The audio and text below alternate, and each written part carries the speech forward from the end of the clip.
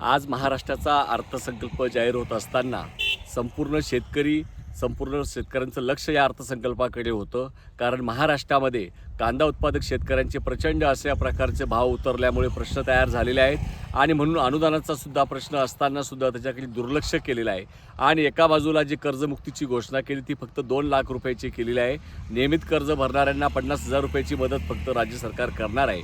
ही संपूर्ण तुटपुंजी अशी मदत आहे. याच्यातून संपूर्ण कर्जमुक्ती होत नाही, जिल्हा बँकासुद्धा वाचू शकत नाही. आणि म्हणून शेतकऱ्यांना अपेक्षा होती की पीक कर्जाच्या सोबत मध्यमुदतीचं कर्ज असेल, शेतीपूरक उद्योगासाठी घेतलेलं कर्ज असेल, ते सुद्धा कर्जमुक्त व्हायला पाहिजे होता. तो निर्णय अपेक्षित होता, तो झालेला नाही. त्याचप्रमाणे असंघटित कामगारांमध्ये असलेल्या घरकामगार मोलकरणीच्या मंडळासाठी आर्थिक तरतूद करण्यात आलेली नाही. त्याचबरोबर अंशकालीन स्त्री परिचारांचा प्रस्ताव गेले 7 वर्ष तयार आहे, परंतु त्यांना फक्त 3,000 रुपये दर महिन्याला मिळतो. त्याच्यावरती निर्णय अपेक्षित होतात, त्याचा निर्णय या अर्थसंकल्पामध्ये घेण्यात आलेला नाही.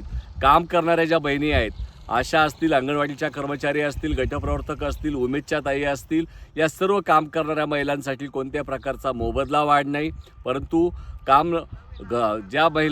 ज्या लाडल्या बहिणी आहेत त्यांची तरतूद सरकारने केली आणि काम करणाऱ्या बहिणींकडे दुर्लक्ष केलेलं आहे. ही सुद्धा खेदाची बाब आहे.